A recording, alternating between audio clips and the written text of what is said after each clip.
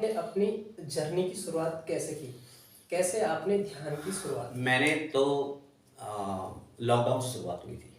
Lockdown में सब कुछ बंद हो चुका था और मेरा ट्यूशन व्यूशन सब बंद हो गया था।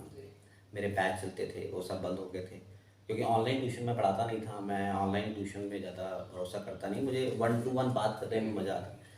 तो होटल है मेरा, वो भी क्लोज हो गया था। तो मतलब कुल मिला के ये था कि मैं पूरा बर्बाद हो रखा था, कुछ काम धाम नहीं था मेरे पास।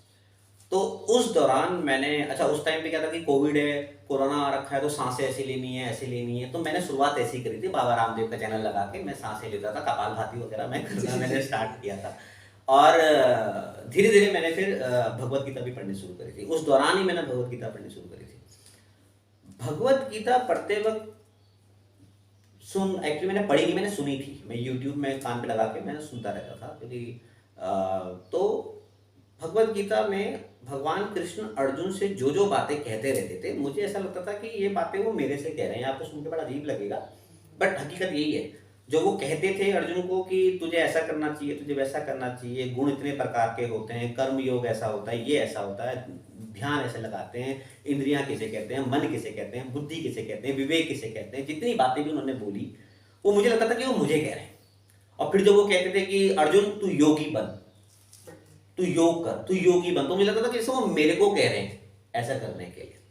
तो मैंने उस टाइम पे मेडिटेशन करना स्टार्ट किया था। धीरे धीरे मेरे से 5 मिनट भी नहीं होता था, 10 मिनट नहीं होता था, पर मैं बैठा रहता था। मैं बहुत जिद्दी आदमी हूँ, तो मैं बैठा रहता था। अलग अलग तरह के विचार चल रहे हैं दिमाग में, गंदे गंदे विचार भी चल रहे हैं, मैं उनको भी लेके मजे लेता रहता था। तो पर आंखें बंद रखता था। तो ये किया मैंने काफ़ी टाइम, करता रहा करता रहा करता रहा। फिर उसके बाद मज़ा आने लग जाता है, धीरे धीरे करके फिर आपको मज़ा आने लग जाता है।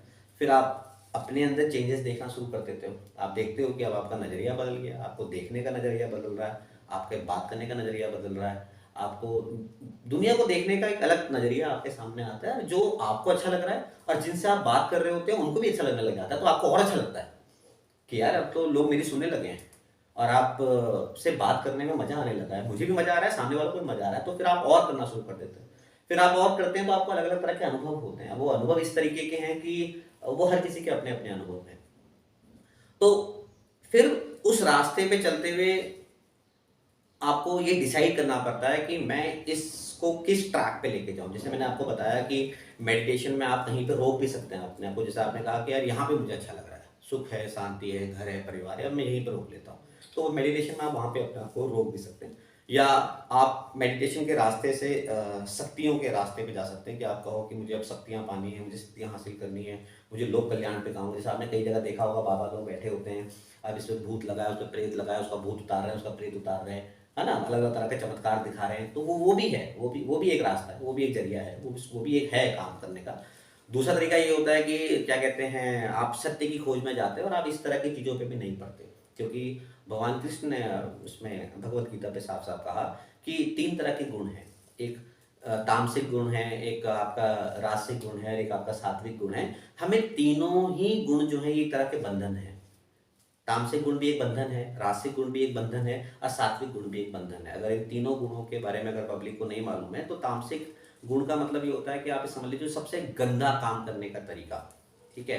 राजसिक गुण मतलब जिससे सबको हानि पहुंचेगी, वो तामसिक गुण होते हैं। फिर तामसिक गुणों में जो आदमी जिएगा, वो अपने आप को भी हानि पहुंचाएगा, सामने वालों को भी हानि पहुंचाएगा, तो वो तामसिक जीवन जी रहा है। रासिक जीवन जीने का मतलब ये होगा कि वो हमेशा हर वो काम करेगा जो अपने फायदे के लिए करेगा। जैसे आपने देखा होगा कि कुछ चार लोगों के बीच में एक आदमी जाएगा और कुछ इस तरह की बातें बोलेगा कि झगड़ा हो गया, तो समझ लो वो तामसिक आदमी है।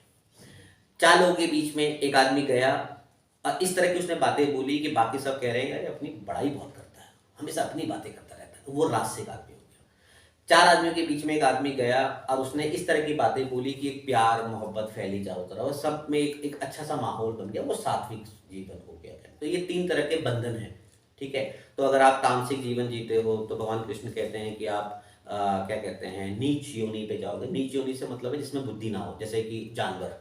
रासिक जीवन जी के जो आदमी मर जाता है वो दोबारा से मनुष्य योनि पे आता है। सात्विक जीवन जी के जो आदमी मरता है वो देवता बनता है, वो स्वर्ग लोग जाता है। पर क्योंकि ये भी एक तरह का बंधन ही है, तो वो स्वर्ग में जाएगा और इतने जितना एक समझ लीजिए कि जितना उसने पॉइंट्स कमाए होंगे, सात्विक जीवन के जितने पॉइंट्स कमाए होंगे, उस पॉइंट्स के बेसिस पे जितना समय वो स्वर्ग लोक में बिताएगा, उसके बाद वापस से उसको यही आना पड़ेगा, क्योंकि मृत्यु लोक तो यही है, पर आना तो यही पड़ा ना। तो ये एक तरह का साइकिल है, मतलब बंधन है, आप इस बंधन से मुक्त नहीं हो सकते। अगर आप बंधन से मुक्त होना चाहते हो, मतलब मोक्ष, अगर आप मोक्ष प्राप्त करना चाहते हो, तो आपको इन तीनों तरह के बंधनों को त्यागना पड़ेगा। ठीक है, तो जो इन तीनों ही तरह के बंधनों को त्यागना चाहता है, जो मोक्ष प्राप्ति चाहता होगा, वो इन चीजों पे भी नहीं फंसेगा। क्योंकि सिद्धियां हासिल करके मैं इसका काम कर रहा हूं, मैं उसका काम कर रहा हूं, ये भी एक तरह का बंधन ही हो गया ना, मतलब समझ रहे हैं आप। तो ये भी एक तरह का बंधन है, ये सात्विक बंधन हो गया, अच्छा बंधन हो गया। आपको तारीफ मिल रही है, आपका नाम हो रहा है, सम्मान हो रहा है, आपको अच्छा भी लग रहा है, तो इसमें कोई बुरा नहीं है, अच्छा है जो लोग कर रहे हैं। ऐसे लोगों की जरूरत भी है समाज में, मैं मना नहीं कर रहा हूँ, बट है तो ये भी एक तरह का बंधन ही। तो जो सत्य की खोज में निकला होगा, जो मोक्ष प्राप्ति के लिए निकला होगा, वो इस ट्रैक पे भी नहीं जाएगा। वो सिर्फ और सिर्फ परमात्मा को ही सत्य मानकर उसी रास्ते पे चलता चला